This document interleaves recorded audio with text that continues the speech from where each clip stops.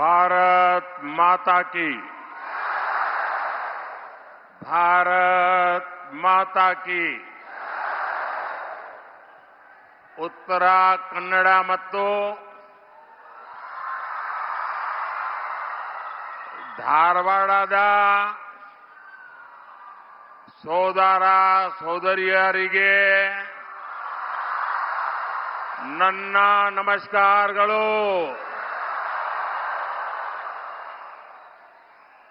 मैं श्री सिरसी मिरांकाबा श्री महाबालेश्वर स्वामी श्री वादिराजा तीर्थ और श्री सिद्धारूढ़ा मठ को भी श्रद्धापूर्वक नमन करता हूं। अच्छा, पहले आप लोग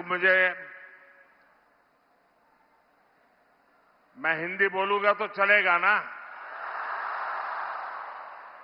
कोई इंटरप्रिटेशन की आवश्यकता नहीं है ना? चलिए, आपके आशीर्वाद है। अच्छा, ये मुझे बताइए, ये चुनाव सभा है कि विजय सभा है?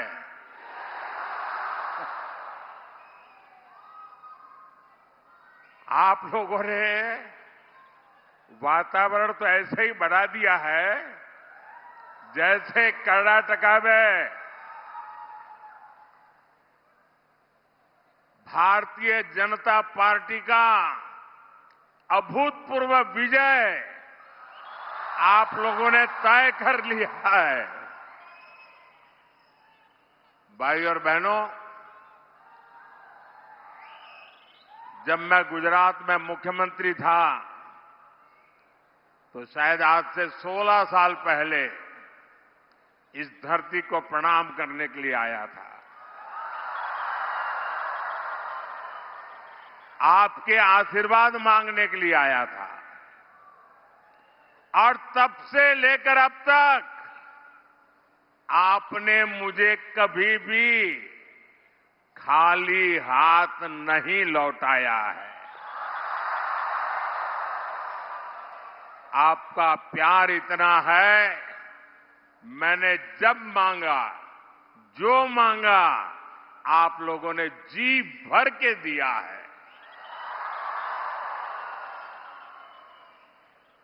इस धूप में भी मैं देख रहा हूं सारे लोग वहां धूप में बैठे हैं।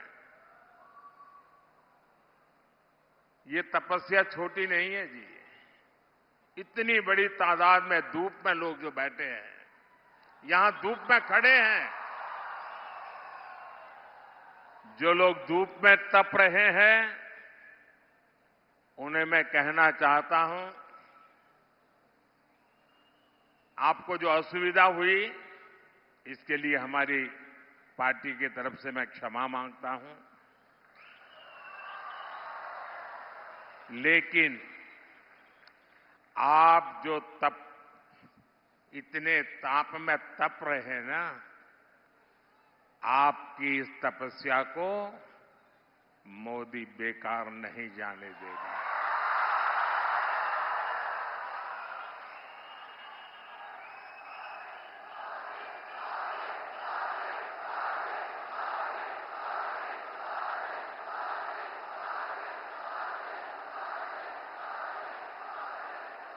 आप जो ये तपस्या कर रहे हैं, मैं विकास करके आपको अवश्य लौटाऊंगा। भाइयों और बहनों, आज मैं आप सभी से विकसित कर्नाटका के लिए, विकसित भारत के लिए आप सबका, पूरे कर्नाटका का आशीर्वाद मांगने के लिए आया हूं।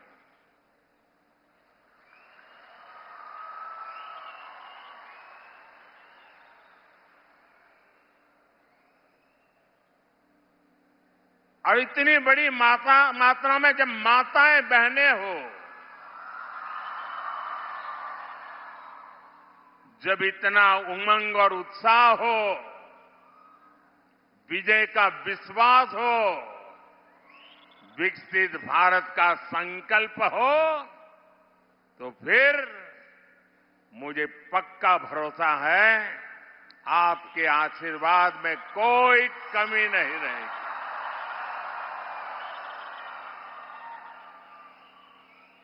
और मैं देख रहा हूं कि आप उत्तर कन्नड़ा से मेरे बहुत पुराने साथी विश्वेश्वर हेगड़े जी और धारवाड़ से मेरे संसद के साथी, सरकार के साथी भाई प्रहलाद जोशी जी को रिकॉर्ड वोट से जिताने का संकल्प ले चुके हैं। ये जो आपका जोश नजर आ रहा है, ये आपका जो उत्साह नजर आ रहा है, पूरा कर्नाटका एक ही स्वर से बोल रहा है।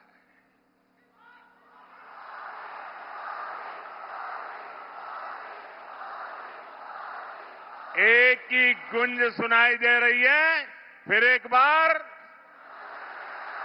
फिर एक बार, फिर एक बार। साथियों, आपके आशीर्वाद ने ही 2014 और 2019 में पूर्ण बहुमत वाली बीजेपी एनडीए की मजबूत सरकार देश में बनाई। हमने देश के विकास के साथ ही लोकल एस्पिरेशंस को पूरा करने के लिए भी पूरी ईमानदारी से काम किया। यहां उत्तर कन्नड़ा में घर, बिजली, पानी जैसी योजनाओं पर एनडीए सरकार ने बहुत काम किया है।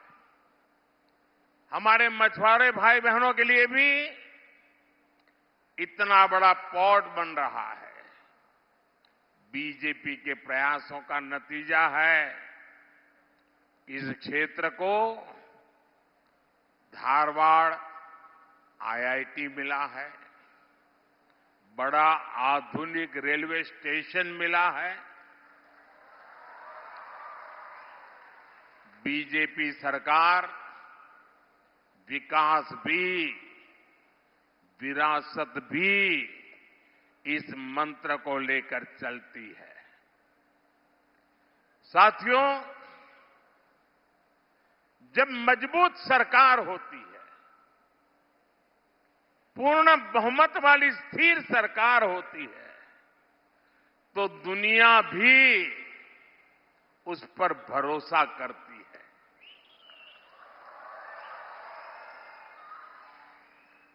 आप मुझे बताइए, आज पूरी दुनिया में हिंदुस्तान का डंका बज रहा है कि नहीं बज रहा है? चारों तरफ हिंदुस्तान की वाहवाही हो रही है कि नहीं हो रही है? अमेरिका में भी भारत का जय जयकार होता है कि नहीं होता है?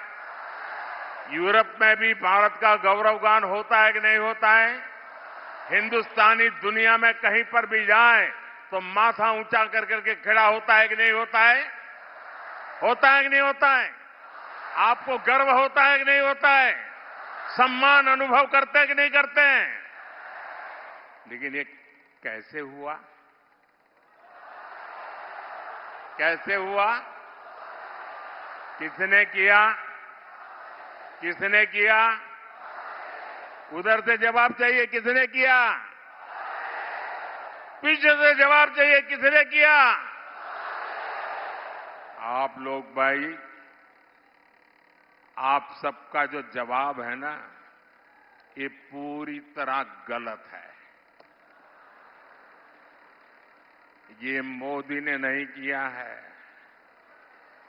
ये आपके एक वोट ने किया है, आपके वोट की ताकत। आपके वोट की क्या ताकत होती है, ये 10 साल में हिंदुस्तान के हर मतदाता ने देखा है।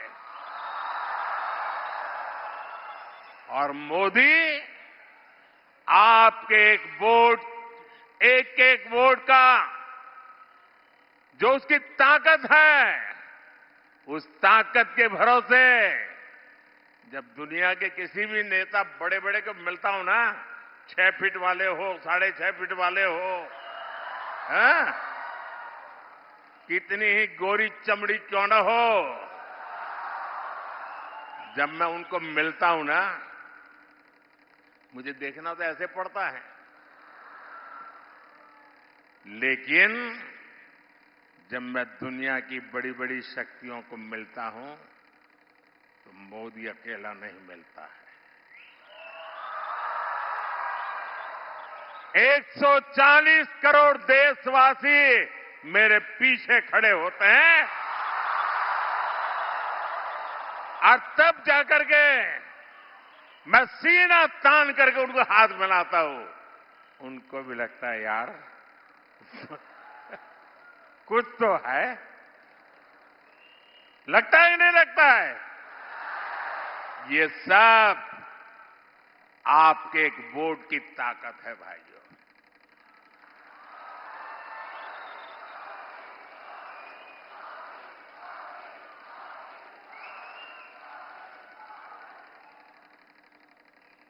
अयोध्या में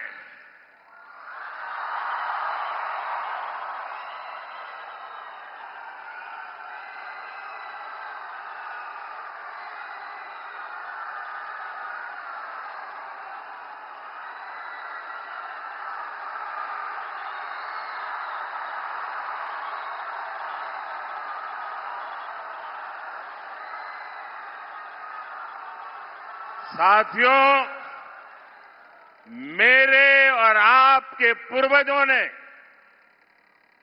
हमारे पूर्वजों ने अयोध्या में प्रभु राम के लिए 500 साल तक लड़ाई लड़ी। 500 साल छोटा कालखंड नहीं है। लाखों लोग मौत के घाट उतार दिए गए। देश आजाद होने के दूसरे ही दिन प्रभु राम का मंदिर बनाने का निर्णय होना चाहिए था कि नहीं होना चाहिए था? दूसरे ही दिन ये काम होना चाहिए था, नहीं होना चाहिए था? लेकिन उन्होंने नहीं किया। साथियों, ऐसा काम करने के लिए 56 इंच का सीना लगता है।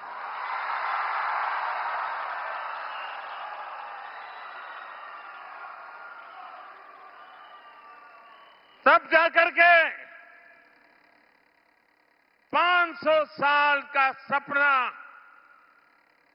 500 साल का इंतजार समाप्त होता है। लेकिन ये तब होता है जब आपके वोट की ताकत मिलती है।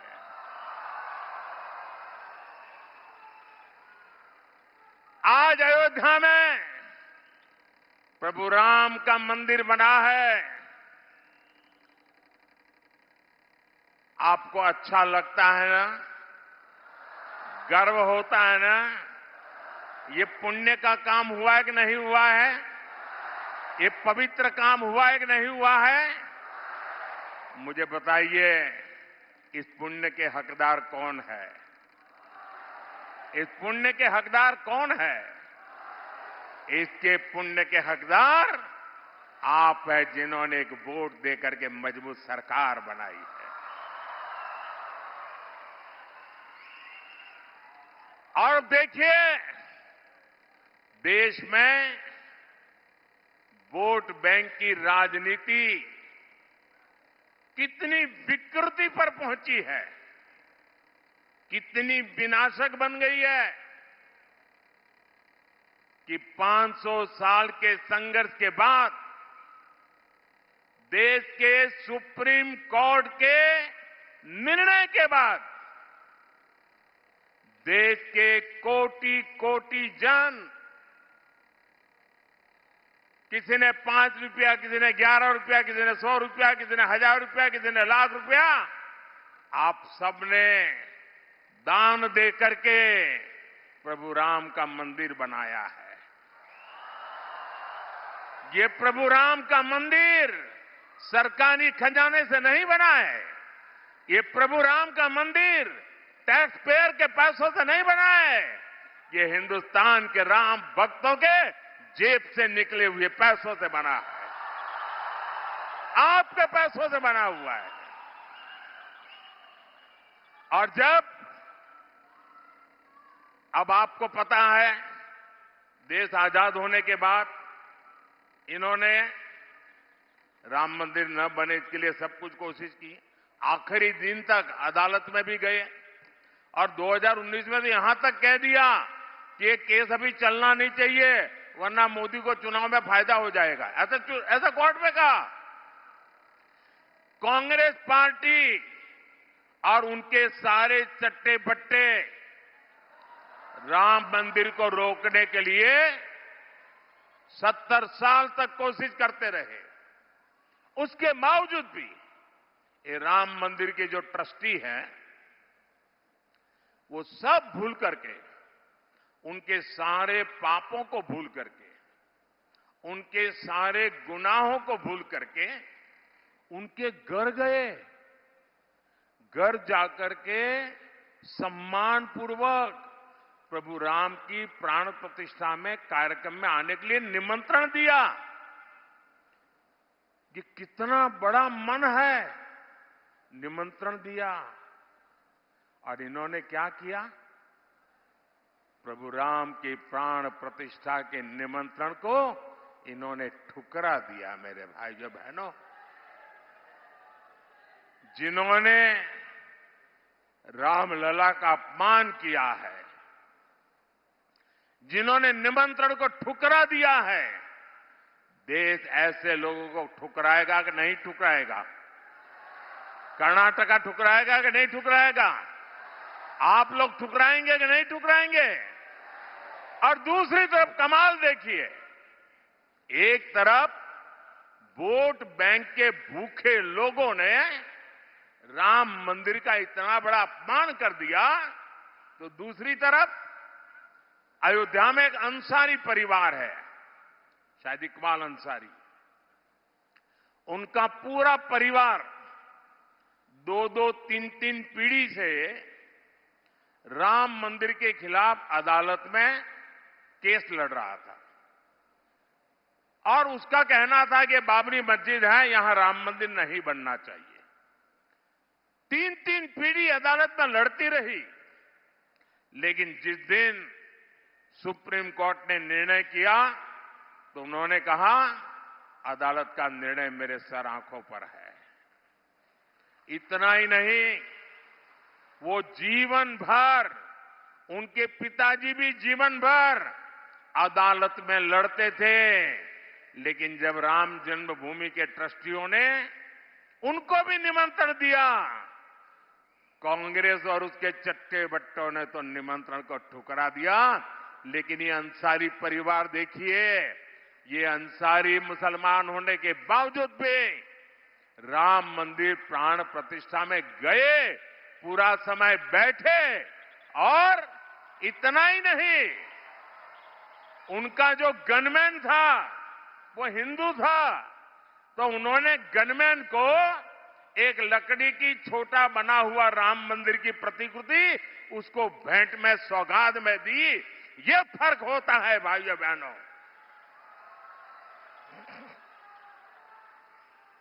यह देश विकास भी चाहता है, विरासत भी चाहता है। और अब देखिए, बीजेपी सरकार ने ही आयुर्वेद को लेकर पूरी दुनिया में प्रचार प्रसार किया है। हमारी सरकार बनने के बाद हमने अलग आयुष मंत्रालय बनाया है। आपकी सिरसी सुपारी को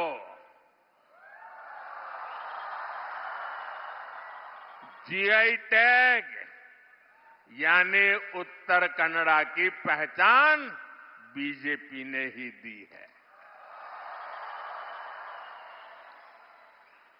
हमारे कर्नाटका में मिलेट्स हमारे किसानों की बहुत बड़ा क्षेत्र है। कोई पूछता नहीं था। छोटे किसान परेशान थे कि मिलेट को करूं क्या। ये बीजेपी, मैंने यूएन को कहा ये सुपर फूड है, ये एनवायरमेंट फ्रेंडली खेती है, और यूएन ने इंटरनेशनल मिलेट डे मनाया और मिलेट ईयर मनाया। और आज जिसको आप श्री अन्न कहते हैं ना, जिसको आज हम पूरे देश में श्री अन्न के रूप में जानते हैं, आज मिलेट की पूरे दुनिया में मांग बढ़ी है और उसका लाभ कर्नाटका के किसानों को मिल रहा है।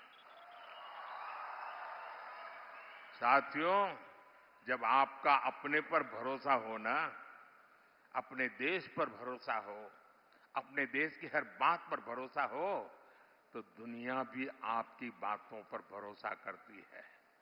हमने मिलेट मना का इतना बड़ा अभियान चलाया। पिछले वर्ष में अमेरिका के राष्ट्रपति जी ने मुझे अपने घर पे बुलाया था।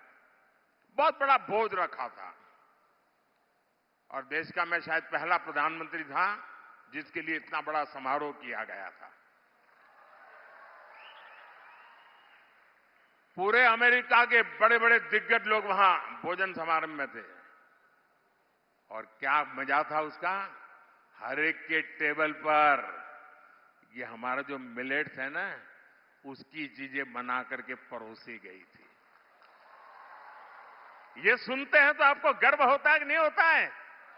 कन्नड़ा के खेत में पैदा हुआ मिलेट अमेरिका के व्हाइट हाउस में टेबल पर जब परोसा जाता है, कौन कन्नड़ा के गलवाती होगा जिसको गर्व नहीं होगा। साथियों, बीजेपी सरकार इस क्षेत्र की फिशरमैन कम्युनिटी के विकास के लिए भी कमिटेड है। हमारी सरकार है जिसमें फिशरमैन के लिए अलग मंत्रालय बनाया गया। आजादी के इतने साल के बाद पहली बार फिशरमैन के लिए किसान क्रेडिट कार्ड की सुविधा बीजेपी ने दी। पहली बार 20,000 करोड़ की मत्स्य संपदा योजना बीजेपी ने बनाई। अब बीजेपी ने अपने मैनिफेस्टो में फिशरमैन के लिए प्रोडक्शन और प्रोसेसिंग क्लस्टर बनाने की घोषणा की है और इसका भी बड़ा लाभ हमारे जो मछुआरे भाई बहन हैं उस पूरे समाज को मिलने वाला है। साथियों, बीजेपी के प्रयासों से अलग यहां की कांग्रेस की सरकार कर्नाटका को तबाह करने में जुटी है। कांग्रेस क्राइम को कंट्रोल करने के बजाय एंटी सोशल और एंटी नेशनल माइंडसेट को बढ़ावा दे रही है। हुबली में कुछ दिन पहले हमारी एक बेटी के साथ जो हुआ, उसे देखकर पूरा देश चिंतित है। हर मां बाप को कर्नाटका में अपनी बेटी की चिंता सता रही है। किसके कारण? कांग्रेस के पाप के कारण।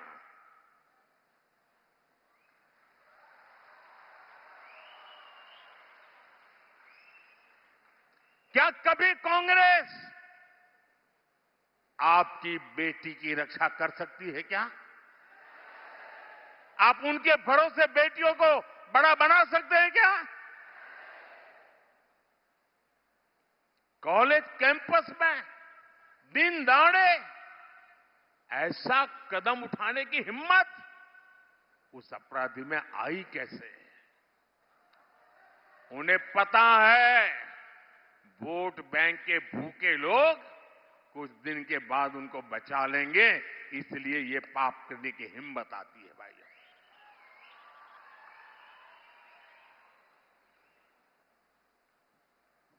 इस क्राइम ने कर्नाटका में हमारी बेटियों की सुरक्षा के संबंध में गंभीर सवाल खड़े किए हैं। खराब कानून व्यवस्था ये कांग्रेस सरकार की पहचान बन चुकी है। आपको पता है 2014 के पहले हमारे देश के अखबारों की हेडलाइन क्या हुआ करती थी? आज बेंगलुरु में बम धमाका हुआ, आज बेंगलुरु में बम धमाका हुआ, आज अयोध्या में बम धमाका हुआ, आज दिल्ली में बम धमाका हुआ, आज गांधीनगर में बम धमाका हुआ, आज सूरत में बम धमाका हुआ, आज मुंबई के अंदर ट्रेन में ब्लास्ट हो गया। ये खबरें आती थी कि नहीं आती थी? आती थी कि नहीं आती थी? 2014 के बाद ये खबरें खत्म हुई कि नहीं हुई? खत्म हुई कि नहीं हुई? देश के कोने कोने में बम धमाकों को रोक लगी कि नहीं लगी? लेकिन बेंगलुरु में इनके आते ही बम फोड़ते हैं आकर के आतंकी। बेंगलुरु हाईटेक सिटी, दुनिया में जिस बेंगलुरु का नाम, वहां पर एक काफे में बम फूटता है। भाइयों बहनों, और ये लोग बयान देते हैं क्या? गैस का सिलेंडर फटा है। अरे आपका दिमाग फटा है कि गैस का सिलेंडर फटा है?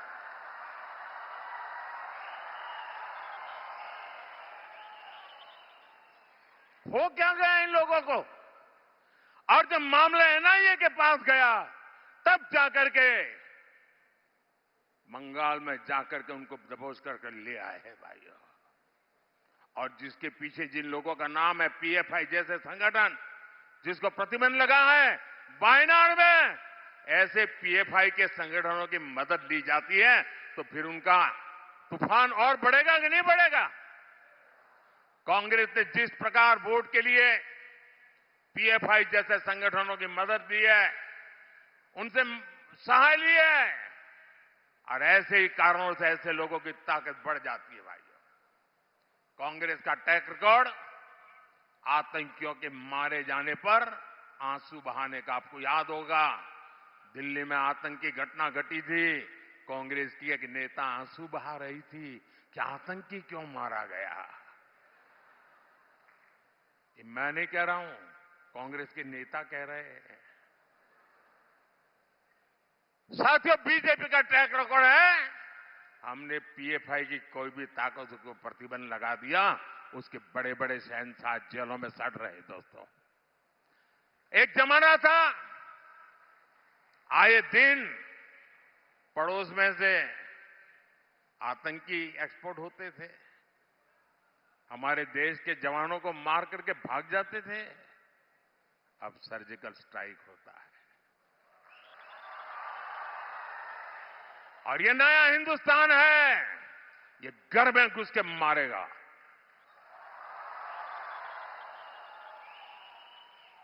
साथियों, कल से एक कांग्रेस के साहजादे एक बयान से पूरे देश में हंगामा हो रहा है। शहजादे का कहना है कि हजारों वर्षों से राजा महाराजा हमारे देश में हुए, वे सब अत्याचारी थे, लूट लेते थे। क्या आप इनसे सहमत हैं क्या?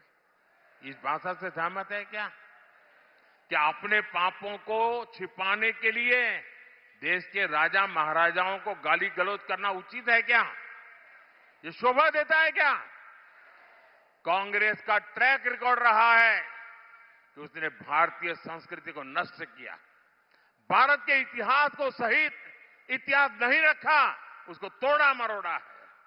कांग्रेस का मकसद यही था कि छत्रपति शिवाजी महाराज, महाराणा प्रताप ऐसे महान योद्धाओं का इतिहास अगली पीढ़ी को पता न चले। ये शाहजादे बाहर राजा महाराजाओं को गाली देते, उसको मालूम नहीं है छत्रपति शिवाजी महाराज ने पानी में जो काम किया था उस जमाने में, पानी पर जो प्रबंधन किया था, आज भी बड़े बड़े इंजीनियरों के लिए ये बहुत बड़ा सीखने वाला काम है। आपको तो सिर्फ इतना ही समझ आता है कि छत्रपति शिवाजी महाराज घोड़े पर बैठे। शिवाजी महाराज ने इतनी छोटी छोटी चीजों की चिंता की थी समाज की भलाई के लिए, आप उनको गालियां दे रहे हो। और उनके मुंह से किसी नवाब के लिए गाली सुनी भाई? किसी सुल्तान के लिए गाली सुनी क्या? किसी बादशाह के लिए गाली सुनी क्या? Vote bank. लोग पूछ रहे हैं कि कांग्रेस तुष्टीकरण के लिए और कितना पतन होगा, लोग पूछ रहे हैं। साथियों, इस क्षेत्र का भारत के इतिहास में बहुत ऊंचा स्थान है। यहां से कदम राजवंश ने लंबे समय तक शासन किया। कन्नड़ा भाषा की जो सेवा कदम राजवंश ने की है, क्या उसे कोई कन्नड़ी का भुला सकता है क्या?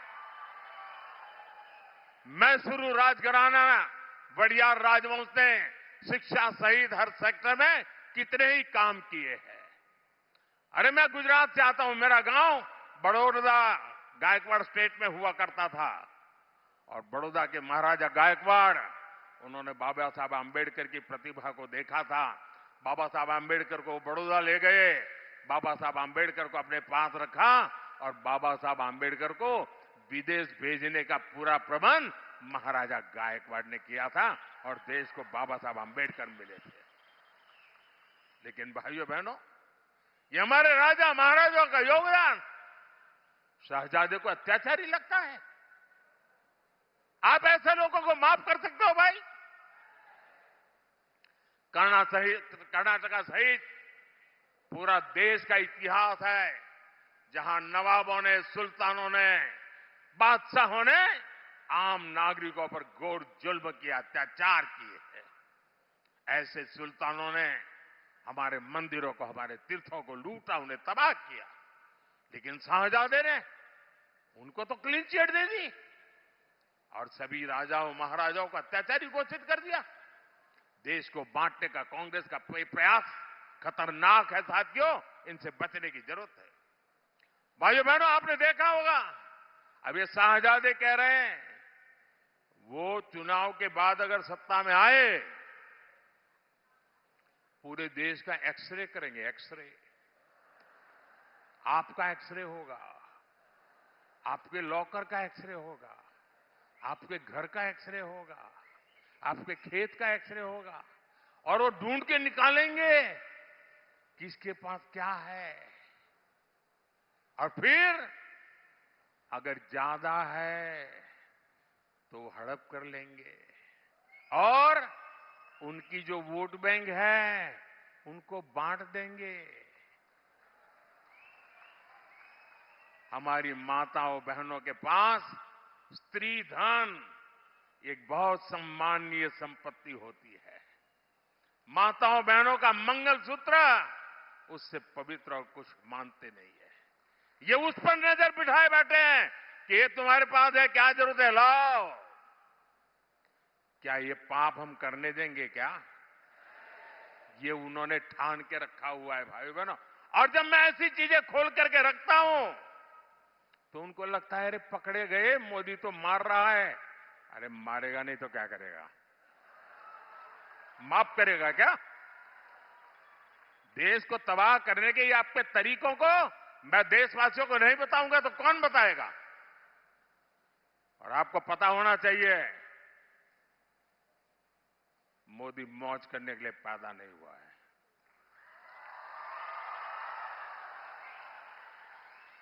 परमात्मा ने मोदी को आपकी सेवा के लिए ही पैदा किया है।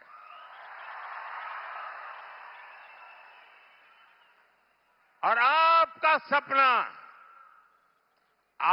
सपना ही मोदी का संकल्प है।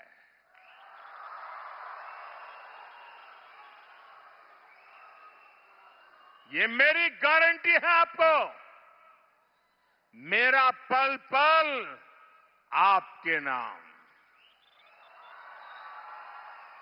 मेरा पल पल आपके बच्चों के भविष्य के नाम,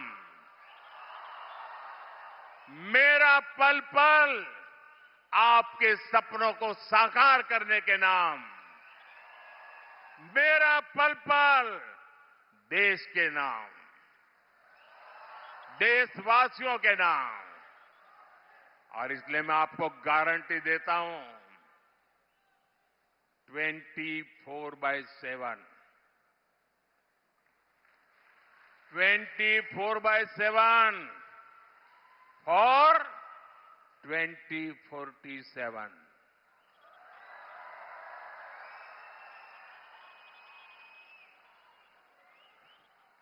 साथियों, कांग्रेस ने एक और खतरनाक इरादा। कर्नाटका के लोगों को सावधान रहना है। आप जो बचत करते हैं ना, हमारे देश में हर मां बाप वो कुछ भी है घर में तो सोचता है कि भाई मेरे मरने के बाद बच्चों को तो ये मिलना चाहिए, मैं ये तो रखूंगा, बच्चों को काम आएगा। एक घर कैसे भी करके बना दूं ताकि मरने के बाद बच्चों को दे सकूं। ये हर हिंदुस्तानी के मन में रहता है कि नहीं रहता है? गरीब से गरीब हिंदुस्तानी भी मरने के बाद बच्चों को कुछ देने का इरादा रखता है कि नहीं रखता है?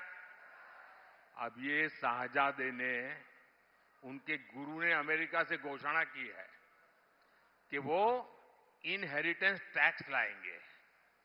इसका मतलब है कि आपने जो बचाया है वो मरने के बाद आपके संतानों को नहीं जाएगा।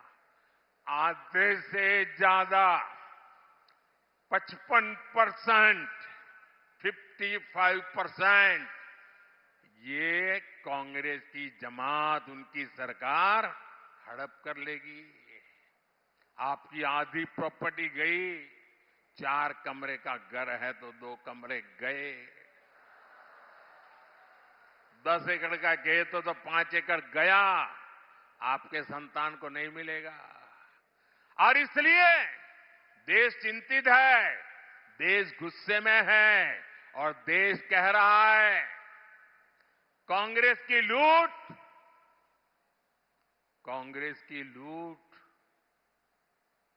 जिंदगी के साथ भी, कांग्रेस की लूट जिंदगी के साथ भी और जिंदगी के बाद भी।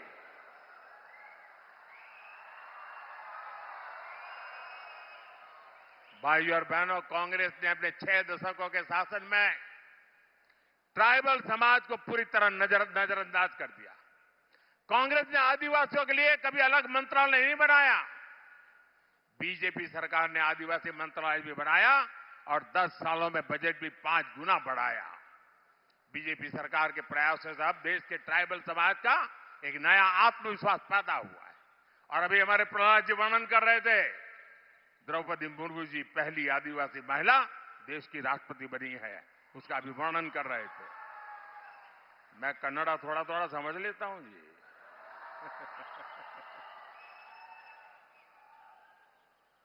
भाइयों बहनों, मोदी का एक ही सपना है, मोदी का एक ही लक्ष्य है। मोदी के लिए अपना कुछ नहीं है, आप ही मेरा परिवार। मेरा भारत मेरा परिवार, मेरा भारत मेरा परिवार। लेकिन भाइयों बहनों, विकसित कन्नड़ा के लिए, विकसित भारत के लिए 7 मई को उत्तर कन्नड़ा और धारवाड़ के हर बूथ पर कमल खिलाना है।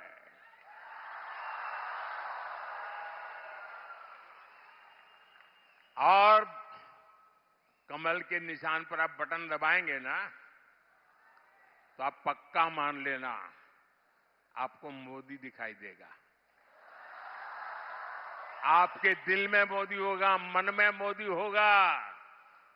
और आप जब कमल पे बटन दबाएंगे ना, आपका वोट सीधा सीधा मोदी के पास जाएगा।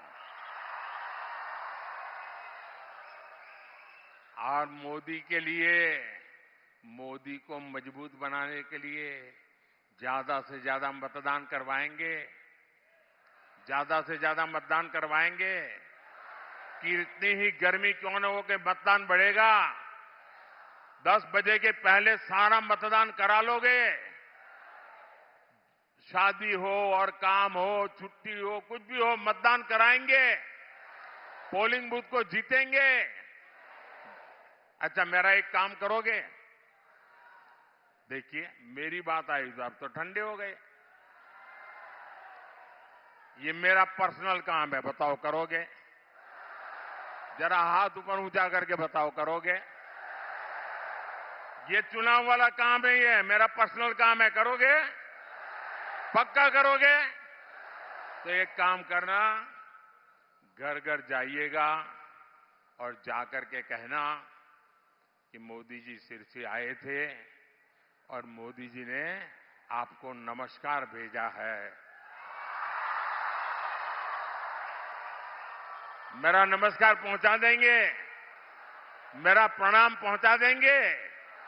जब हर परिवार को मेरा प्रणाम पहुंचेगा ना, जब मेरा नमस्कार पहुंचेगा ना, तो परिवार मुझे आशीर्वाद देगा।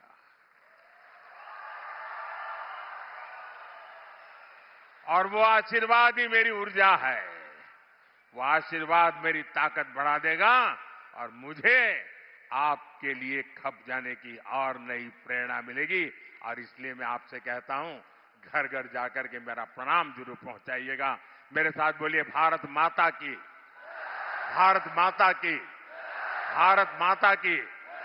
बहुत बहुत धन्यवाद।